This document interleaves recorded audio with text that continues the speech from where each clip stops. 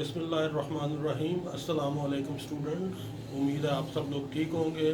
मैं आपका first year का पहले चैप्टर का तीसरा लेक्चर शुरू करने जा रहा हूँ। इसमें हम लिमिटिंग रिएक्शन के कुछ न्यूमेरिकल्स कर चुके थे। एक और नेक्स्ट सैम्पल प्रॉब्लम है 1.8, ये मैं शुरू करने लगा हूँ। देखिए जी, इसकी स्टेटमेंट मैं पहले पढ़ता हूँ। Suppose 1.87 moles of ammonium chloride were reacted with 1.35 moles of calcium hydroxide. How many grams of calcium hydroxide are left unreacted in this reaction? अब इस स्टेटमेंट में उसने आपको बता दिया है कि लिमिटिंग रिएक्टेंट कौन सा है, क्योंकि कैल्शियम हाइड्रोक्साइड जो है ना वो बच रहा है। इसका मतलब है अमोनियम क्लोराइड जो है वो हमारा लिमिटिंग रिएक्टेंट है। तो पहले हम इसकी इक्वेशन लिख लें, तो बाकी फिर हम आगे चलते हैं। इसकी इक्वेशन है CaOH twice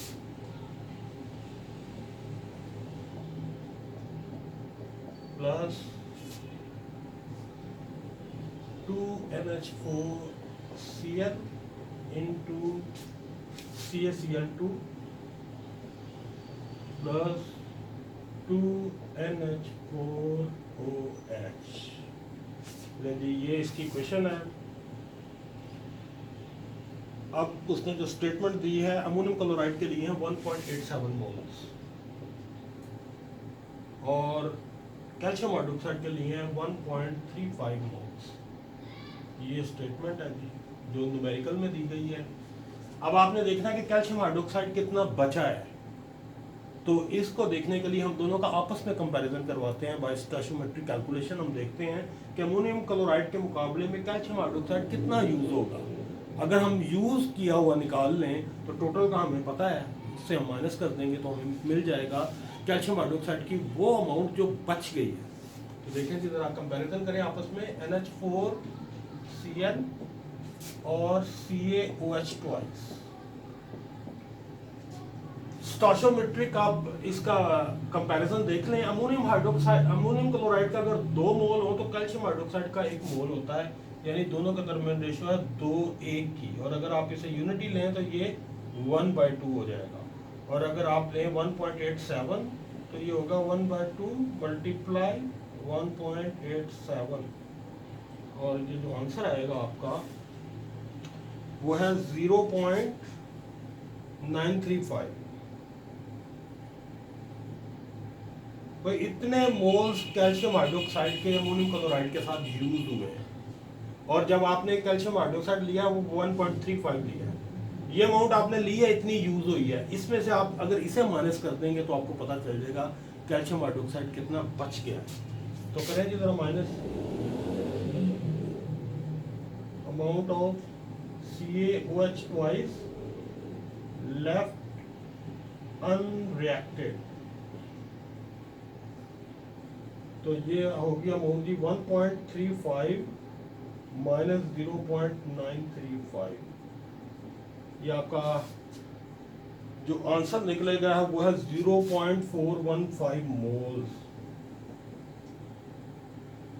जी इतने मोल्स जो है वो बच गए हैं कैल्शियम हाइड्रोक्साइड के।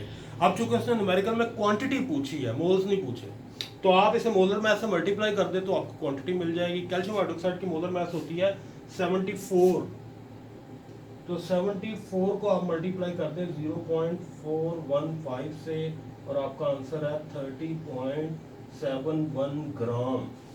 इतनी क्वांटिटी है जी कैल्शियम हाइड्रोक्साइड की जो बच गई है, बाकी यूज हो गई है। तो ये हमारा न्यूमेरिकल हो गया है। नेक्स्ट आपका टॉपिक जो है ना वो यील्ड के ऊपर है। टॉपिक की हेडिंग है परसेंटेज यील्ड, लेकिन मैं पहले आपको बताना चाह रहा हूँ यील्ड क्या होती है। यील्ड है बेसिकली पैदावार। किसी भी रिएक्शन में जब आप रिएक्टेंट को मिलाते हैं आपस में तो प्रोडक्ट बनती है, ये हमारी पैदावार होती है। लेकिन आप ये जानते होंगे कि 100% रिएक्टेंट जो है वो प्रोडक्ट में कन्वर्ट नहीं होते। रिएक्शन में बाद का ऐसे होता है कोई एनर्जी पैदा हो जाती है जिसकी वजह से हमारा थोड़ा सा रिएक्टेंट जो है वो ज़ाया हो जाता है। तो आप कह सकते हैं कि जो एक्चुअल यील्ड होती है ये हमेशा थ्योरेटिकल यील्ड से कम होती है। थ्योरेटिकली अगर आपने रिएक्टेंट लिए हुए 100 ग्राम तो प्रोडक्ट भी आपको 100 ग्राम मिलेगी, लेकिन रियलिटी में हम देखते हैं प्रोडक्ट कभी भी हमें 100 ग्राम नहीं मिलती। इसका मतलब ये हुआ कि किसी भी रिएक्शन की यील्ड जो होती है वो हमेशा 100% से कम होती है। थ्योरेटिकल यील्ड वो यील्ड होती है जो हम स्टोइकोमेट्रिक बैलेंस केमिकल इक्वेशन से हम निकालते हैं, वो होती है थ्योरेटिकल यील्ड। लेकिन रियलिटी में जो हम यील्ड निकालते हैं वो हमेशा थ्योरेटिकल से कम होती है। इसकी 3-4 पॉसिबल रीजंस हैं, और ये क्वेश्चन बहुत ज़्यादा बोर्ड के एग्जाम में भी पूछा जाता है कि क्यों एक्चुअल यील्ड हमेशा थ्योरेटिकल यील्ड से कम होती है। इसके 3-4 पॉसिबल आंसर्स हैं, वो मैं बोल देता हूँ आपको। पहला इसका आंसर ये है, या पहली रीज़न इसकी ये है कि बाद का रिएक्शन रिवर्सिबल होते हैं। जो रिएक्शन रिवर्सिबल होते हैं वो तो कभी कंप्लीट ही नहीं होते। अगर कंप्लीट ही नहीं होंगे तो ज़ाहिर है आपकी जो एक्चुअल यील्ड आएगी वो कम आएगी। दूसरा इसकी रीज़न ये होती है, बाद का कोई बाय प्रोडक्ट तैयार हो जाती है। अगर कोई बाय प्रोडक्ट तैयार हो, हमें उसका ना पता हो, तो वो भी एक एक्स्ट्रा चीज़ है, हमारी जो यील्ड होती है वो कम हो जाती है। तीसरा इसके करने की ये रीज़न हो जाती है, कोई इंस्ट्रूमेंटल एरर आ सकता है। जिस इंस्ट्रूमेंट में आप रिएक्शन करवा रहे हैं हो सकता है उसमें कोई प्रॉब्लम हो और हमारा रिजल्ट थोड़ा सा कम आए। और चौथी रीज़न इसकी ये हो सकती है कि जो साइंटिस्ट काम कर रहा है हो सकता है उसका एक्सपीरियंस कम हो, उससे कैलकुलेशन में कोई प्रॉब्लम हो जाए, इस वजह से हमारी एक्चुअल यील्ड जो है वो थोड़ी सी कम आएगी थ्योरेटिकल यील्ड से। तो मैं इससे रेलिवेंट जो न्यूमेरिकल्स हैं, पहले मैं फार्मूला आपको लिख देता हूँ, फिर मैं न्यूमेरिकल करते हैं इससे relevant.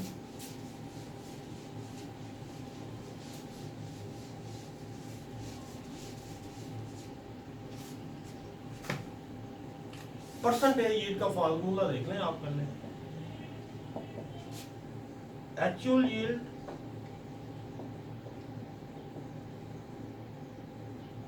Divided by theoretical yield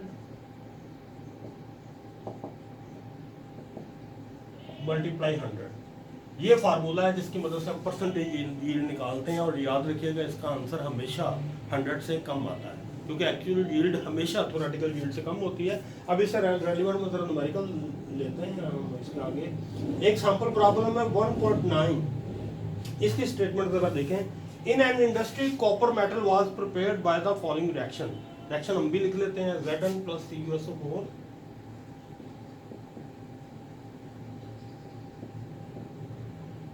और इसके नतीजे में बनता है ZnSO4 + Cu। ले जी, कॉपर मेटल को तैयार करने का ये रिएक्शन आप देख लें, कॉपर मेटल इसमें तैयार हो रही है। वो कह रहे हैं जी इसकी परसेंटेज यील्ड तैयार करें।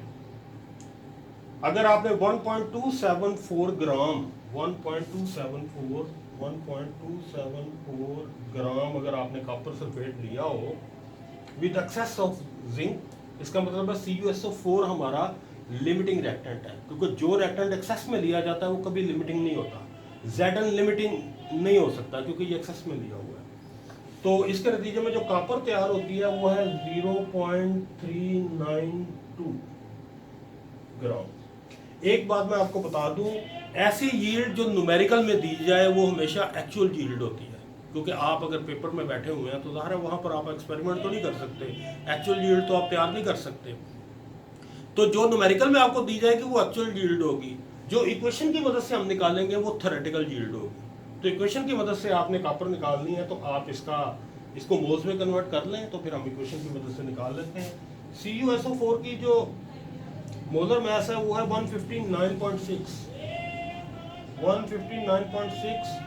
से आप डिवाइड करें इसे तो आपका आंसर आएगा 7.982 into 10⁻⁻3 ये मोल्स निकलेंगे जी इसके CuSO4 से। अब CuSO4 और कॉपर इनका आपस में कंपैरिजन कर लें। आप जानते हैं बैलेंस केमिकल इक्वेशन में इसका भी 1 मोल है और इसका भी 1 मोल है, यानी अगर आप कॉपर सल्फेट 1 मोल लेते हैं तो कॉपर भी 1 मोल पैदा हो रही है, और अगर आपने कॉपर सल्फेट के इतने मोल लिए होंगे तो कॉपर भी इतनी ही पैदा होगी, यानी कॉपर की यही क्वांटिटी निकलेगी यहाँ पर। बस आपने चूंकि इसकी क्वांटिटी निकालनी है तो आप इसे कॉपर की एटॉमिक मास से मल्टीप्लाई करते हैं, जो है कि है 63.5। इसे आप मल्टीप्लाई करें 63.5 से और आपको आंसर मिलेगा 0.507 ग्राम ऑफ कॉपर। ले जी, ये वो यील्ड है जो हमने इक्वेशन की मदद से निकाली है, ये थ्योरेटिकल यील्ड है, और ये यील्ड जो उसने न्यूमेरिकल में दी हुई थी ये एक्चुअल यील्ड है। अब इसको हम रखेंगे ऊपर, इसको रखेंगे नीचे और मल्टीप्लाई करेंगे 100 से इस फार्मूले के मुताबिक। तो जी करते हैं हम। इसी फार्मूले में वैल्यूज लगाने लगा हूँ मैं। ये आएगी 0.392 डिवाइडेड बाय 0.507 मल्टीप्लाई 100, और इसका जो आंसर आ रहा है हमारे पास वो है 77.3%। ले जी, ये यील्ड निकली है कॉपर की, परसेंटेज यील्ड। अब मैं आगे जा रहा हूँ, आगे है सैंपल प्रॉब्लम 1.10।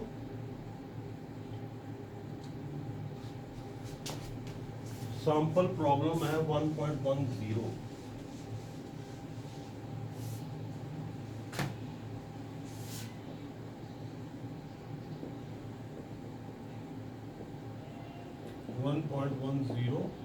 देखिए जी इसकी statement, in a reaction 2 moles of methane are reacted with an excess of Cl2. As a result 177.0 gram of CCl4 is obtained. What is theoretical, actual and percentage yield? तो actual yield तो उसने numerical में बता दिया आपको, 177.0 ग्राम CCl4 पैदा हो रही है। थ्योरेटिकल अभी हम इक्वेशन लिखते हैं तो फिर निकाल लेते हैं। CH4 plus 4Cl2 into CCl4 plus 4HCl।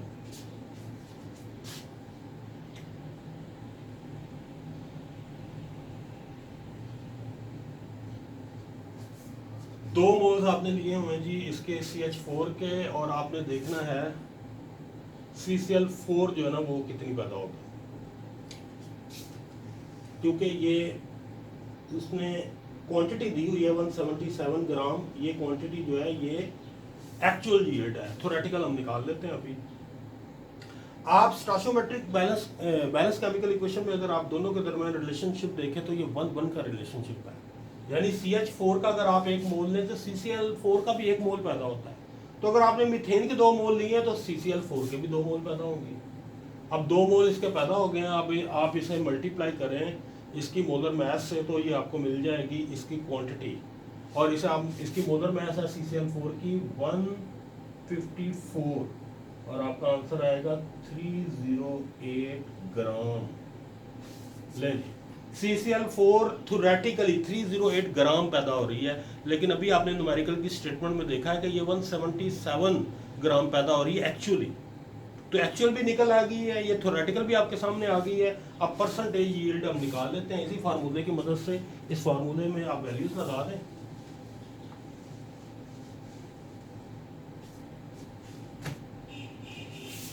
One 177 divided by 308 multiply 100, और आपका आंसर आएगा 57.46%।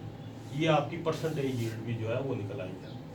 नेक्स्ट एक साइंस स्टेटमेंट्स है, ये आप लोग परफॉर्म करेंगे और परफॉर्म करके मुझे ज़रा भेजें। मैं आगे जा रहा हूँ। आगे एक्सरसाइज शुरू हो गई है, ये चैप्टर आपका ख़त्म हो गया है। सबसे पहले हम एक्सरसाइज में से MCQs जो है वो शुरू करेंगे। तो आप MCQ वाला हिस्सा निकाल लें। पहला MCQ देखें ज़रा जी। Select the most suitable answer in the following MCQs। पहला है जी, how many molecules are there in 1 mole of H2O। आपने पढ़ा हुआ है किसी भी चीज़ का आप एक मोल लें तो उसमें नंबर ऑफ पार्टिकल्स, वो तादाद आपने पढ़ी हुई है एवोगैड्रोस नंबर, यानी 6.022 इंटू 10⁻23। तो इतने मॉलिक्यूल्स प्रेजेंट होंगे। अगर आपने एक मोल पानी लिया हो तो उसमें पानी के इतने मॉलिक्यूल पैदा होंगे। तो ये इसका आंसर बी है। जो मेरे पास बुक अवेलेबल है इस पर ये बी आंसर लिखा हुआ है, आप लोग देख लीजिएगा।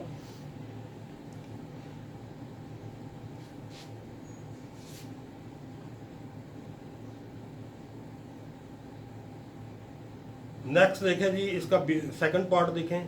दूसरा, a flask contain 500 centimetre cube of SO2 at STP। The flask contain, अब उसने वॉल्यूम आपको दिया हुआ है 500 सेंटीमीटर क्यूब, और गैसेस के वॉल्यूम के ऊपर आपने को मैंने एक कांस्टेंट वैल्यू बताई थी कि किसी भी गैस का आप एक मोल लें वो कितनी जगह घेरता है। अगर आपको याद हो वो था 22.414 डेसीमीटर क्यूब। तो इस न्यूमेरिकल को आपको थोड़ा सा परफॉर्म करना पड़ेगा हमें।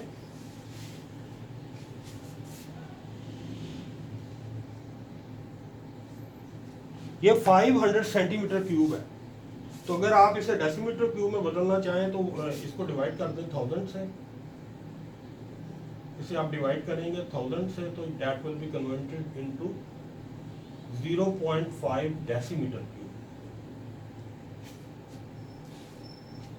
इसका मतलब ये हुआ कि आपने हाफ मोल लिया हुआ है, 0. यानी हाफ डेसीमीटर क्यूब आपने ली हुई है SO2 गैस। तो हम SO2 की मोलर मास होती है 64। अगर आपने इतना लिया हुआ 22.414 डेसीमीटर क्यूब इतनी गैस हो अगर आपके पास, तो ये होता है 64 ग्राम। ये मैंने 1 मोल की वैल्यू लिखी है, ये भी मैंने SO2 के 1 मोल की वैल्यू लिखी है। अगर आपके पास 1 हो तो ये आएगा 64 डिवाइडेड बाय 22.414 डेसीमीटर क्यूब, और अगर आपने ये 0.5 लिया हो तो इसे आप मल्टीप्लाई कर दें 0.5 से, ये आपका जो आंसर आएगा ये होगा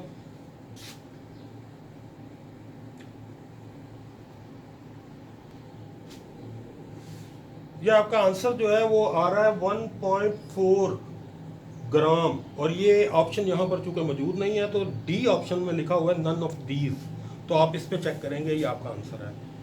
नेक्स्ट तीसरे क्वेश्चन पर चलें जी। A necklace has 6 gram of diamond in it, what are the number of atoms in it. आप जानते हैं डायमंड कार्बन होता है और कार्बन का एक मोल होता है 12 ग्राम का। अगर आपने 6 ग्राम डायमंड लिया हुआ है तो इसका मतलब आपने कार्बन का हाफ मोल लिया हुआ है, और अगर आपने कार्बन का हाफ मोल लिया तो जाहिर है कि नंबर ऑफ मॉलिक्यूल्स जो हैं वो भी हाफ हो जाएंगे। तो आपका आंसर आएगा ये डी ऑप्शन है 3.01 इंटू 10⁻23। ये ऑप्शन आपके डी है इधर, क्योंकि मैंने 6.022 इंटू 10⁻23 को डिवाइड कर दिया 2 से, तो ये उसका हाफ आंसर आएगा। ये डी ऑप्शन है यहाँ पे। नेक्स्ट चलें जी। चौथा ऑप्शन है आपके पास, what is the mass of aluminium in 204 gram of aluminium oxide Al2O3। तो आपने पहले ये देखना है कि Al2O3 की मोलर मास क्या है और उसमें एल्यूमिनियम की मोलर मास क्या है। तो फिर हम देख सकते हैं कि 204 ग्राम अगर हमने एल्यूमिनियम ऑक्साइड लिया हो तो उसमें कितनी क्वांटिटी मौजूद होगी। तो इसे थोड़ा सा करना पड़ेगा हमें, मैं कर देता हूँ।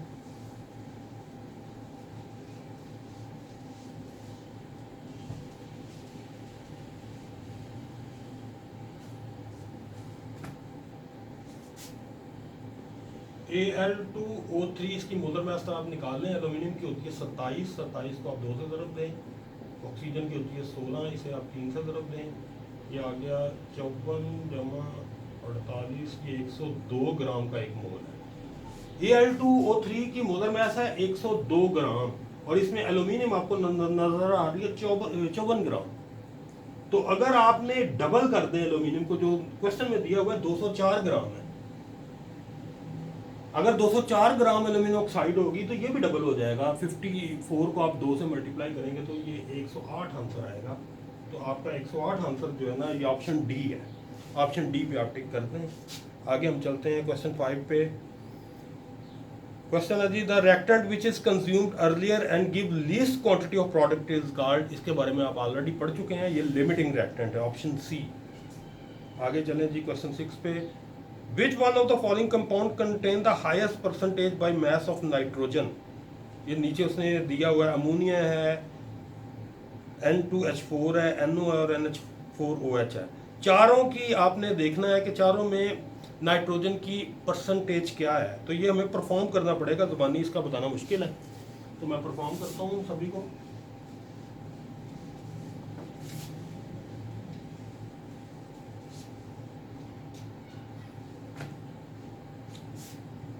देखिए जी,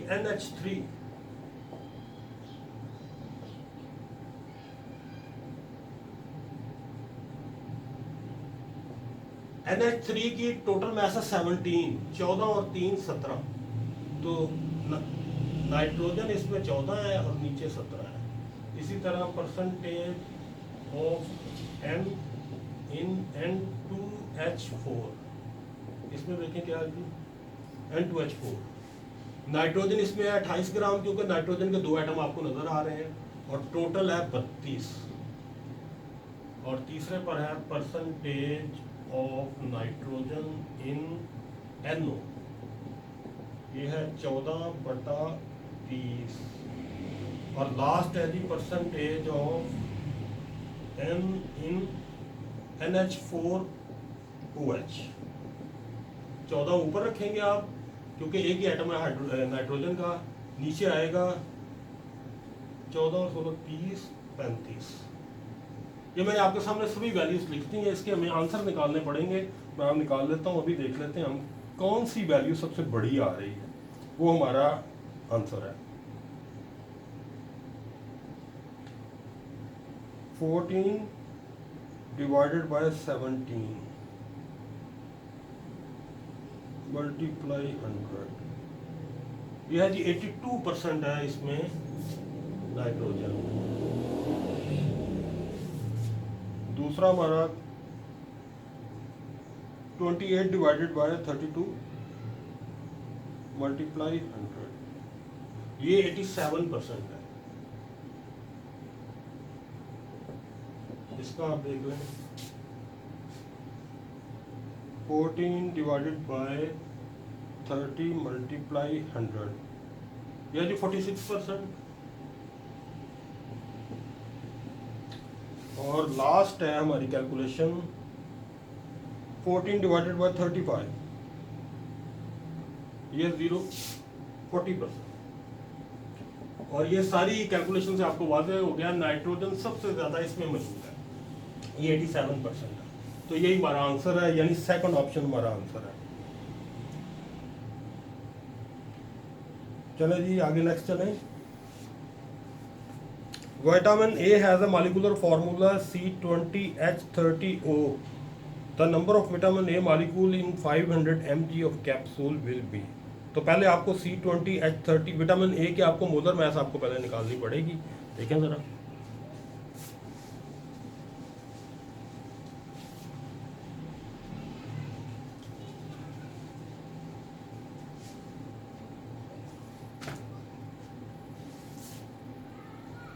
C20H30O, जी इसकी मोलर मास निकाल लें। 12 को मल्टीप्लाई करें 20 से,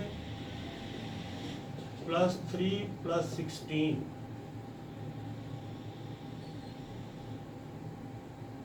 ये 240 जमा 3 जमा 16, ये आएगा 259 ग्राम। जी इतने ग्राम का एक मोल है विटामिन ए का। और विटामिन ए की उसने कैप्सूल में क्वांटिटी ली हुई है 500 mg, यानी 0.5 ग्राम। 500 mg को आपने डिवाइड करना हो ग्राम में, तो 1000 से डिवाइड कर दें तो आपका आंसर आएगा 0.5 ग्राम। अब आपने देखना है कि 0.5 ग्राम में कितने मॉलिक्यूल होंगे इसके, तो जरा कैलकुलेशन कर लें। 259 gram of vitamin A is equal to 6.022 into 10⁻23। और अगर आपने 1 ग्राम लिया हो तो इसी को आप डिवाइड कर दें बाय 259, और अगर आपने लिया हो 0.5 तो आपने मल्टीप्लाई कर देना इसे 0.5 से। ये जो आंसर आएगा वो भी यहाँ पर अवेलेबल नहीं है, इसलिए इसका ऑप्शन भी ई इसका आंसर है, यानी नन ऑफ दीज। हाँ जी, ई ऑप्शन है इसका, जो आंसर आएगा वो यहाँ पर अवेलेबल नहीं है जितने भी आंसर हैं। आगे हम जा रहे हैं। When 1 mole of each of the following is completely burned in oxygen, which will give the largest mass of CO2? एक है जी कार्बन मोनोऑक्साइड, एक इथेन है, एक डायमंड है, एक मीथेन है। कार्बन मोनोऑक्साइड में भी कार्बन का एक एटम मौजूद है, डायमंड तो है ही कार्बन, उसमें भी कार्बन का एक एटम मौजूद है, मीथेन में भी कार्बन का एक एटम मौजूद है, लेकिन इथेन में कार्बन के 2 एटम मौजूद है। तो ये आपको हाईएस्ट क्वांटिटी देगा। 8वां क्वेश्चन जो है इसमें इथेन आपको हाईएस्ट क्वांटिटी देगा, सी ऑप्शन है आपका। नेक्स्ट चलें जी। 1 mole of ethanol and 1 mole of ethane have equal number of अगर आपने दो मुख्तलिफ चीज़ें ली हुई हैं, उनका मोल आपने एक लिया हुआ है, तो आपको पता है नंबर ऑफ मोल में जो नंबर ऑफ पार्टिकल होते हैं वो सेम होते हैं, तो आप ये कह सकते हैं नंबर ऑफ मॉलिक्यूल सेम होंगे। डी ऑप्शन है इसका, ये कंफर्म है। Methane react with steam to form H2 and CO as shown below. ये 10th में क्वेश्चन कर रहा हूँ। What volume of H2 can be obtained from 100 centimetre cube of methane at STP। तो ये क्वेश्चन लिख लें, हम इसे परफॉर्म करना पड़ेगा। क्वेश्चन में लिख देता हूँ।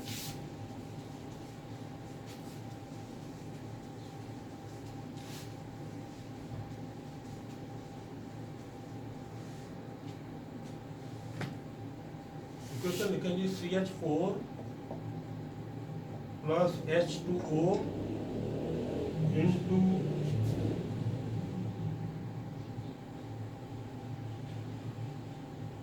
CO plus 3H2। इसमें कह रहा है जी what volume of H2 can be obtained, ये आपने फाइंड करना है। ये H2 आपने 100 सेंटीमीटर क्यूब मीथेन ली हुई है, 100 सेंटीमीटर क्यूब एट STP। आपको बैलेंस केमिकल इक्वेशन में दोनों का रिलेशनशिप नजर आ रहा है, दोनों गैसेस हैं, और आपको पता है कोई भी गैस आप ले तो उसका एक मोल जो जगह घेरता है वो कांस्टेंट होती है। तो उसी रिलेशनशिप को लेकर हम आगे चलेंगे। मीथेन का 1 मोल है और हाइड्रोजन के 3 मोल है, दोनों के दरमियान में 3:1 की रेशो है। तो अगर मीथेन का आप 100 सेंटीमीटर क्यूब लेते हैं तो हाइड्रोजन का 300 सेंटीमीटर क्यूब बनेगी इतनी। ये हमारा जो ऑप्शन है, ऑप्शन 1A, ये हमारा आंसर है। आगे चले जी। द एवोगाड्रोस, ये 11वां MCQ है। The Avogadro's constant is the number of atoms in 1 gram of helium. ये तो नहीं है, क्योंकि हीलियम की जो मैस होती है वो 4 होती है। Molecules in 35.5 gram of chloride. Chloride चूंकि आयन है तो उसमें मॉलिक्यूल इतने मौजूद नहीं हो गए, ये भी रॉन्ग है। डी इसका आंसर है। Atoms in 24 gram of magnesium, क्योंकि मैग्नीशियम का 1 मोल होता है 24 ग्राम का। तो अगर आपने 24 ग्राम मैग्नीशियम लिए हो तो उसमें जितने नंबर ऑफ एटम होंगे वो एवोगाड्रोस नंबर होंगे, यानी 6.022 इंटू 10⁻23। अब 12th ऑप्शन देखें, 12th question MCQ। How many moles of oxygen are needed for the complete combustion of 2 moles of butane. इसकी अगर हम इक्वेशन लिखेंगे कंप्लीट तो आपके सामने आंसर आएगा 13 आंसर आएगा। इसका डी ऑप्शन है 13। If 4 moles of SO2 are oxidized to SO3, how many moles of oxygen molecule are required. इसके लिए हमें इक्वेशन लिखनी पड़ेगी। पहले हम इक्वेशन लिख लें तो फिर निकाल सकते हैं इसको।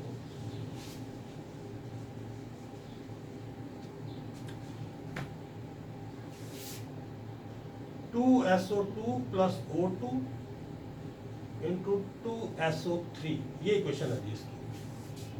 बैलेंस केमिकल इक्वेशन में आपको दोनों के दरमियान जो रिलेशनशिप नजर आ रहा है वो 2:1 का है, यानी SO2 के आप 2 मोल लें तो ऑक्सीजन का 1 मोल आपको लेना पड़ता है। अब जरा क्वेश्चन की तरफ देख लें। 4 मोल्स लिए हुए SO2 के, तो वो कहता है ऑक्सीजन कितनी रिक्वायर्ड होगी, इसके 4 मोल है। तो रिलेशनशिप निकाल लें जी दोनों का बैलेंस केमिकल इक्वेशन से। इन दोनों के दरमियान रिलेशनशिप का 2:1 का, और अगर ये 1 हो तो ये होगा 1/2, और अगर ये 4 हो तो ये होगा 1/2 × 4, यानी 2 मोल्स ऑक्सीजन के हमें रिक्वायर्ड हैं इसकी कंप्लीट ऑक्सीडेशन के लिए। और 2 मोल्स वाला ऑप्शन जो है यहाँ पर दिया हुआ है डी ऑप्शन आपका करेक्ट है। आगे नेक्स्ट न्यूमेरिकल है हमारा। The relative atomic mass of chlorine is 35.5. What is the mass of 2 moles of chlorine gas? ये जो उसने relative atomic mass दी हुई है, ये उसने क्लोरीन एटम की दी हुई है 35.5, और क्लोरीन गैस आपको पता है Cl2 की शक्ल में एग्जिस्ट करती है, और इसमें क्लोरीन के 2 एटम है, तो इसकी 1 मोल की मैस होती है 671 ग्राम। और उसने कहा जी हम आपने 2 मोल क्लोरीन गैस ली हुई है, तो 71 को आप 2 से मल्टीप्लाई करेंगे तो ये आएगा 142 ग्राम। तो 142 ग्राम होगी मैस 2 मोल्स क्लोरीन की, और ये आंसर ए है। अब 15 MCQ देखें जी। Which of the following statement is incorrect? 12 gram of carbon gas contain 1 mole of atom, ये ठीक है। 28 gram of nitrogen gas contain 1 mole of molecules of N2, ये भी ठीक है। आगे सी है जी, 1 decimetre cube of 1 mole solution of NaCl contain 1 mole of chloride ion, ये भी ठीक है। और डी ऑप्शन है नन ऑफ अबव, ये है असल ऑप्शन आपका, क्योंकि ऊपर जितनी स्टेटमेंट दी गई हैं सारी ठीक हैं। उससे रॉन्ग आंसर आपसे पूछा तो रॉन्ग स्टेटमेंट यहाँ पर कोई भी नहीं है। नेक्स्ट MCQ देखें जी, 1 mole of propane has same number of molecule as 1 mole of methane, number of carbon atom in 1 mole of butane, mass as half mole of hexane, number of molecule in 1 mole of ethane। इसमें A और D पर अगर आप गौर करें तो वहां पर भी 1 मोल लिया गया है, और आप जानते हैं किसी भी चीज का आप 1 मोल लें तो नंबर ऑफ पार्टिकल्स हमेशा सेम होते हैं। तो ऑप्शन ए भी ठीक है और ऑप्शन डी भी ठीक है, दोनों ठीक है। नेक्स्ट MCQ देखें जी, what is the mass of 1 mole of iodine molecule? Iodine का एक एटम होता है 127 ग्राम, 127 ग्राम की इसकी होती है मोलर मास, और आयोडीन होती एग्जिस्ट करती in the form of I2 की शक्ल में ये एग्जिस्ट करती है। तो 127 को आप मल्टीप्लाई करते हैं 2 से तो 254 ग्राम का इसका बनेगा एक मोल। ये ऑप्शन ए जो है ना ये ठीक है। आगे लास्ट देख लें जी MCQ, what volume of SO2 at room temperature and pressure is produced on heating 9.7 gram of zinc sulphide if reaction takes place as the follow. ये हमें परफॉर्म करना पड़ेगा, मैं करता हूँ, पहले से मिटाएं।